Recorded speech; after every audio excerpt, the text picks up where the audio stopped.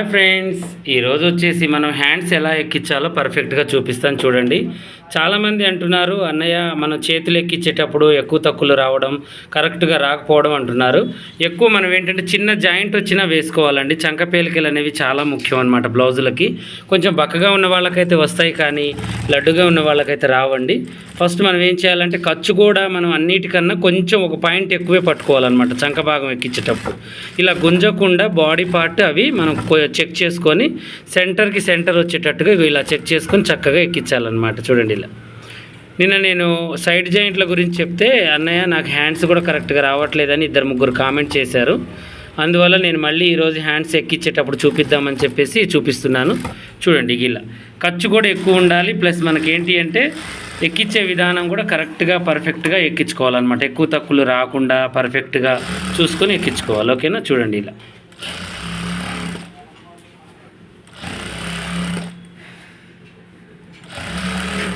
ఇలా గుంజకుండా బాడీ పార్ట్ని కానీ హ్యాండ్ని కానీ గుంజొద్దు, ఎందుకంటే ముడతలు వస్తుంది.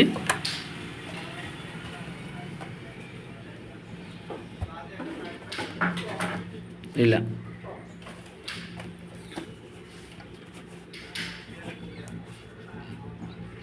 అంతే, సేమ్ యాజ్ ఇట్ ఈస్గా ఇలా ఎక్కించుకోవాలి. ఇప్పుడు చేతులకి ఓవర్లాక్ చేసుకోవాలన్నమాట. ఇక ఇలా చూడండి. ప్రతిదీ కూడా ఏంటంటే ఇలా లోడింగ్తో మనం చేసుకుంటే చాలా బాగుంటుంది. ఈ ఓవర్లాక్ మనం నిలబడి తొక్కొచ్చు, కూర్చొని కూడా తొక్కొచ్చు అండి. వేసేటప్పుడు మాత్రం చాలా జాగ్రత్తగా వేసుకోవాలి. దీనికి బ్లేడ్ ఉంటుంది. ఇలా బ్లేడ్ తీసేసి కూడా మనం వేసుకోవచ్చు, కానీ ఇంత నీట్గా రాదు బ్లేడ్ లేకపోతే. బ్లేడ్ ఉంటే మనకి ఓవర్లాక్ నీట్గా వస్తుంది అన్నమాట. బ్లేడ్ వల్ల ఏంటంటే కొత్త వాళ్ళకి క్లాత్ కట్ అయిపోతూ ఉంటుంది. కొంచెం లోనకి వేశారనుకోండి బ్లౌజ్ కట్ అయిపోతుంది అన్నమాట. అందువల్ల చూడండి ఎంత నీట్గా వచ్చిందో. కొంచెం ఇలా గుంజుకోవాలి. మళ్ళీ రెండో చేతిని కూడా వేసేయాలన్నమాట. ఇలా హ్యాండ్ ఎక్కించగానే మనకేంటి అంటే ముడతలు లేకుండా పర్ఫెక్ట్గా మనం ఎక్కించుకున్న తర్వాత ఇలా చేసుకోవాలి. హ్యాండ్స్ మళ్ళీ ఎక్కించేటప్పుడు కూడా మనం ఏం చేయాలి అంటే కుట్టుకున్న తర్వాత రెండు సమానంగా ఒక దగ్గరికి వేసి చూడాలన్నమాట. పెట్టి చూసి ఎక్కువలు తక్కువలు ఏమైనా ఉంటే కట్ చేసుకొని ఎక్కించాలి. అలాగే డైరెక్ట్గా ఎక్కించామనుకోండి చంకలో ప్లస్ గుర్తు అనేది రాదనమాట. నిన్న కూడా నేను చెప్పాను ఈ విషయం, మళ్ళీ ఈరోజు కూడా చెప్పాలని చెప్తున్నాను. మళ్ళీ సైడ్ జాయింట్లు వేసి చూపిస్తాను చూడండి. ఇది వచ్చేసి 28. నిన్న చూపించాను. చాలామందికి ఏంటి అంటే కొంచెం అర్థమైంది, కొంచెం అర్థం కాలేని వాళ్ళు కూడా అడిగారు. అదేంటో నేను చెప్తాను. ఫస్ట్ నేనేం చేశాను అంటే నడుము సైజు ఎంతో కొలుచుకొని దాన్ని 4 భాగాలు చేశాను. బాగా వినండి. కొంతమందికి బాగా అర్థమైంది అన్నయ్య అని కామెంట్ చేశారు, కొంతమంది పర్ఫెక్ట్గా చెప్పండి అన్నయ్య అని అంటున్నారు. ఇప్పుడు 28 4 భాగాలు చేసి 7 14 14 28 అనమాట. ఓకేనా? ముందు మనం ఏం చేయాలంటే 7 ఒక పాయింట్ అలా కొంచెం ఎగస్ట్రా పెట్టుకోవాలి ముందు భాగంలో. వెనక భాగంలో ఏంటి అంటే ఇగో 2 కూడా ఇలా సమానంగా పట్టుకొని చూడండి. ఇలా వెనక మడత పెట్టేసి ఇంకో ఇలా చూడండి, ఇలా పెట్టేసుకొని ఇప్పుడు ఇగో 2 కూడా ఇలా పెట్టాలి. పెట్టేసి కరెక్ట్గా 7 దగ్గరన్నా కొంచెం లోనకు ఒక పాయింట్ లోనకి పెట్టుకోవాలి. ఫిట్టింగ్ కరెక్ట్గా ఉండాలి వెనక పార్ట్. ఇలా మనం గీత గీసేసుకోవాలి. తర్వాత చేతులు కొలతలు, తర్వాతకి మనకి ఆమ్హోల్ కొలత అంటే మనకి చంక కొలత కూడా పర్ఫెక్ట్గా ఉండాలి. కుట్టేటప్పుడు ఒక్క పాయింట్ మందం మనకు తెలుసు కదా. మనం ఎందుకంటే టైట్గా కుట్టామనుకోండి వాళ్ళు వేసుకునేటప్పుడు ఇబ్బంది అవుతుంది. ఒక్క పాయింట్ మందం. ఇప్పుడు చేతులు 10 ఉన్నాయనుకోండి, 10 2 పాయింట్లు అంటే 5 ఒక పాయింట్ పెట్టుకోవాలి. అలా ఒక్కొక్కటి ఒక్కొక్క లెవెల్లో కొంచెం ఉండి లేనట్టుగా కొంచెం ఫ్రీగా ఎక్కించాలన్నమాట మనం ఎక్కించేటప్పుడే స్టిచ్చింగ్. ఓకేనా? ఇలా చూడండి. ఇప్పుడు చేయి లూజు 10 ఉంటే కొంచెం ఎక్కువ. ఇలా హ్యాండ్స్ చెక్ చేసుకొని హ్యాండ్స్ వచ్చిన లూజ్ కన్నా ఒక్క పాయింట్ కొంచెం లూజ్గా పెట్టేసి స్టిచ్చింగ్ చేసేయండి. ఓకేనా?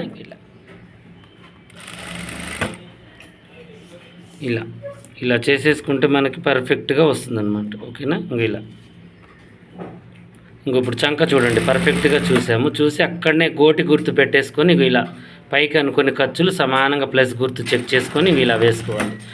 క్లాత్ ఏంటి అంటే మనం కుట్టేటప్పుడు నిమిడే దగ్గర నిమిడాలి, గుంజే దగ్గర కొంచెం గుంజుకొని అడ్జస్ట్మెంట్ అనేది ఉండాలన్నమాట. మంచిగా అడ్జస్ట్మెంట్ లేకుండా కుట్టామనుకోండి ఎంత ఉందో అంతే పెడదామని. ఒక్కొక్కసారి ఏమవుతుందంటే మనం చంక ఎక్కించేటప్పుడు ఈ ఖర్చు అన్నా లేకపోతే అవతల ఖర్చు అన్న ఎక్కువ పట్టడము, చేతి పని దగ్గర ఎక్కువ తక్కువలు పట్టడము, షేప్ బెల్ట్ దగ్గర ఎక్కువ తక్కువ, ఒక కుట్టు మందం అటు ఇటు అయినా కూడా ఏమవుతాయంటే ఎక్కువలు తక్కువలు వస్తాయి. వాటిని ఏం చేయాలంటే కవర్ చేయాలన్నమాట. అంటే కొంచెం కింది పార్ట్ ఎక్కువైనప్పుడు ఒక పాయింట్ 2 పాయింట్ల మందే కొంచెం గుంజడం, తక్కువైనప్పుడు అడ్జస్ట్మెంట్ చేయడం ఇలా చేసుకోవాలి. ఇలా చేసుకుంటే మనకి మంచిగా సెట్ అవుతుంది అన్నమాట, పర్ఫెక్ట్గా సెట్ అవుతుంది. ఓకేనా, చూడండి ఇలా కొంచెం నేను స్టాండ్కి పెడితే వీడియో అనేది మనకి కనిపించట్లేదని దగ్గర నుంచి చూపిస్తున్నానండి. కొంచెం కదులుతూ ఉంటుంది, చేతులతో తీసేది కదా, ఎక్కువసేపు పట్టుకోవాలి. మేము చాలాసేపు కట్టుకుంటేనే ఇప్పుడు ఈ 10 నిమిషాలు అనేది మాకు గంట అన్నమాట. తీయంగా అక్కడ కొంచెం ఏదైనా తప్పులు ఉంటే దాన్ని కట్ చేయడం, మళ్ళీ తీయడం ఇలాంటివి జరుగుతూ ఉంటాయి. మీకు పర్ఫెక్ట్గా చూపించాలి కదా, ఎందుకంటే ఇక నేనంటే అడ్జస్ట్మెంట్ చేసుకోగలుగుతా, మీరు చేయలేరు కదా, అందువల్ల. ఓకేనా, ఇలా హ్యాండ్స్ కూడా పర్ఫెక్ట్గా చూసి వేసుకొని ఇక నిన్నట్లాగానే 4 కుట్లు వేసేసుకోవటమే. చూశారు కదా, చాలా ఈజీ అనమాట. మనకేంటి అంటే స్టిచ్చింగ్ అనేది చాలా ఈజీ. కాకపోతే అదేంటంటే తెలుసుకోవాలి, ఎలా కుట్టాలి ఏంటి అనేది మనం తెలుసుకోవాలన్నమాట. ఇప్పుడు కొలత పెట్టి చూపిస్తాను చూడండి, మీకు 28 అనేది రావాలి. ఓకేనా, ఇంకో ఇలా కాజాల పట్టి కాడ నుంచి ఇక్కడికి చూడండి కరెక్ట్గా 28 వచ్చేసి. చూశారు కదా, ఇలా పర్ఫెక్ట్గా వస్తుంది అనమాట. మనం ఎలా అయితే చూస్తామో అలాగే వస్తుంది. ఇప్పుడు పాదమందం ఖర్చుతో ఇలా కుట్టు వేసుకోవాలి. చేతులు చూడండి, ఇలా దగ్గర నుంచి చూపిస్తే మీకు మంచిగా అర్థమవుతుందని చూపిస్తున్నాను.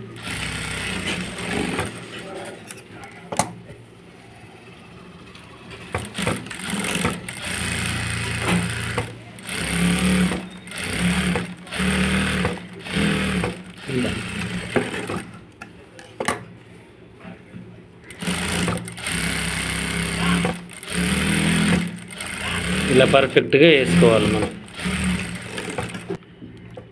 ఇలా మనం కుట్లు వేసుకోవాలన్నమాట పర్ఫెక్ట్గా. ఇటు చివరి కుట్టు వేసి నిన్న ఆల్రెడీ చూపించాను. మళ్ళీ మీకు ఏంటంటే ఇలా పర్ఫెక్ట్గా ఇంకా కొంచెం ఏదైనా తప్పులున్నా మళ్ళీ రెండో వీడియోలో చూసుకుంటారని మళ్ళీ తీసాను అనమాట. 1కి 4 సార్లు మనం ఏదో ఖర్చు కావట్లేదు కదండి, చూడడంలో తప్పు లేదు. మనకు పని రావాలంటే 100 సార్లైనా చూసి నేర్చుకోవాలి. మాకు ఇంత పర్టిక్యులర్గా ఇంత క్లారిటీగా ఎవరు చూపించలేదండి, ఇంత టైం తీసి కూడా ఎవరు చూపించలేదు. మేము నానా కష్టాలు పడి డబ్బులు కట్టి టైం తీసి మాటలు పడి దెబ్బలు కూడా తిని నేర్చుకున్న పనులండి ఇవి. మళ్ళీ ప్రయాణం కూడా 12-13 కిలోమీటర్లు, ఒక్కొక్క రోజు బస్సు లేకపోతే నడుచుకుంటూ కూడా వెళ్ళి నేర్చుకున్న పని అనమాట. ఇప్పుడు పని నేర్చుకోవడంలో మనం ఎంత కష్టపడితే అంత అభివృద్ధిలోకి వస్తాము. మనం చూడడంలో తప్పే ఉంది, అంత కష్టపడి అయితే మనం ఇప్పుడు చేయట్లేదు. ఇప్పుడు అంత సులువైపోయింది మీడియా వచ్చిన దగ్గర నుంచి. ప్రతిదీ కూడా మనకి ఏంటంటే వీడియోలు దొరుకుతున్నాయి. ప్రతి ఒక్క కష్టమైన పనిని, వంట కాడ నుంచి స్టిచ్చింగ్ దగ్గర నుంచి అన్నీ కూడా మనకి యూట్యూబ్లో దొరుకుతూనే ఉన్నాయి సులువైన పద్ధతిలో. ఇప్పుడు మేము ఎంతో 10 సంవత్సరాలు చేసే పని కూడా ఒక్క గంటలో నూరి మీకు మీ ముందుకు తీసుకొచ్చే పనులు అనమాట ఇవి. మేము ఒక 10 సంవత్సరాలు చేసిన కష్టం మీరు ఒక 10 నిమిషాలు చూడలేరా? అదొకటి గుర్తుంచుకోండి ఎప్పుడైనా. ఒక యూట్యూబర్ నేనే కాదండి, ప్రతి టైలరు ప్రతి పని కూడా చేసేవాడు. వాడు ఎన్నో కష్టాల అనుభవం ఉంటేనే ఒక 10 నిమిషాలు తీసి పెడతాడు. చక్కగా ఇలాంటి మరిన్ని మంచి మంచి వీడియోస్ కోసం మా ఛానల్ చూడండి. కొత్తగా చూసేవాళ్ళు సబ్స్క్రైబ్ చేసుకోండి. పాత వాళ్ళైనా కొత్త వాళ్ళైనా మీకు ఏదైనా డౌట్ ఉంటే కామెంట్లు అడగండి. నా మాటల వల్ల ఇబ్బంది ఉన్నా కూడా మీరు ఏమీ అనుకోవద్దు. నా కష్టాన్ని మీకు చెప్తున్నాను. నా కష్టమే కాదండి, ప్రతి యూట్యూబర్ కష్టం కూడా ఉంటుంది. ప్రతి టైలర్ కూడా ఇలాగే కష్టపడతాడు. ఎన్నో రోజుల కష్టాన్ని మీకు నూరి ఒక 10 నిమిషాలలో చూపిస్తూ ఉంటాం మేము. అది టాలెంట్ అని మీరు పెట్టుకున్నా, మీరు మీకోసం పెడుతున్నానని పేరు పెట్టుకున్నా అది మీ ఇష్టం. ఇక మేమైతే పాత్రధారులు వహిస్తున్నాము, దేన్నైనా భరించడానికి రెడీగా ఉన్నాము. కాకపోతే ఏంటి అంటే ప్రతి దాన్ని కూడా మీరు ఏంటి అంటే తక్కువ చూపుతో చూడకుండా అన్నయ్య వాళ్ళు మా కోసం చూపిస్తున్నారు, ఇది నాకు మంచి పనే కదా అని మీరు చేయండి. ఓకేనా?